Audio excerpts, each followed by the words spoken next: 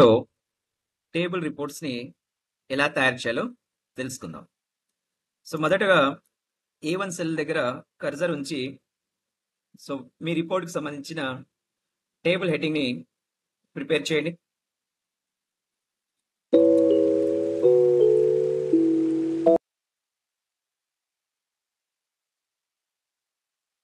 ఆ తర్వాత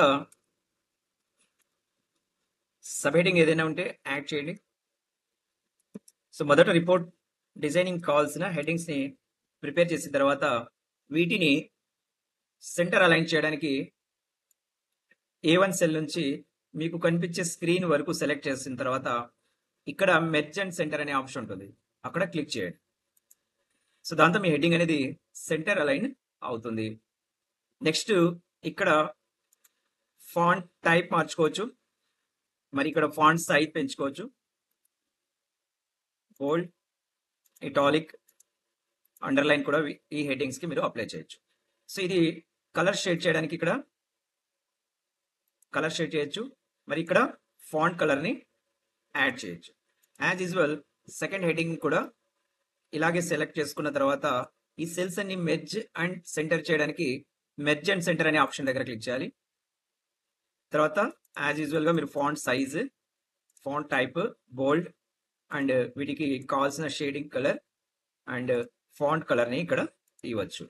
ఆ తర్వాత కాలమ్ హెడ్డింగ్స్ ని క్రియేట్ చేయడం. సో టేబుల్ సంబంధించిన కాలమ్ హెడ్డింగ్స్ ని ఇలా ట్యాప్ ప్రెస్ చేస్తూ 1 by 1 ఎంటర్ చేయండి.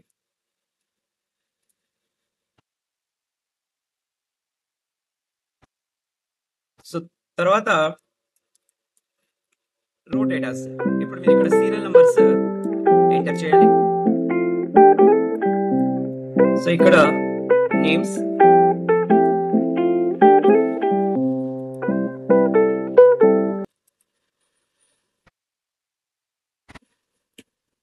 ఇక్కడ వాళ్ళకి వచ్చిన మార్క్స్. సో ఎంటర్ ప్రెస్ చేస్తూ ఈచ్ సెల్లో వాల్యూని మీరు ఇలా టైప్ చేస్తూ వెళ్ళచ్చు. ఇక్కడ నేను మీకు ఫాస్ట్ గా చూపించడం కోసం కాపీ పేస్ట్ చేశాను టెక్స్ట్ ని. So that's all. సో ఇప్పుడు ఈ కాలమ్ సెట్టింగ్స్ ని, కాలమ్స్ అన్నిటిని ఇలా పూర్తిగా సెలెక్ట్ చేసుకున్న తర్వాత వీటికి బార్డర్ లైన్స్ అప్లై చేస్తాం. జస్ట్ ఇక్కడ బార్డర్ లైన్ దగ్గర క్లిక్ చేయాలి, ఆల్ బార్డర్ ఆప్షన్ ని సెలెక్ట్ చేయాలి. That's it. వీటికి సైజ్ యాడ్ చేయడానికి ఇంక్రీజ్ ఫాంట్ దగ్గర క్లిక్ చేయాలి.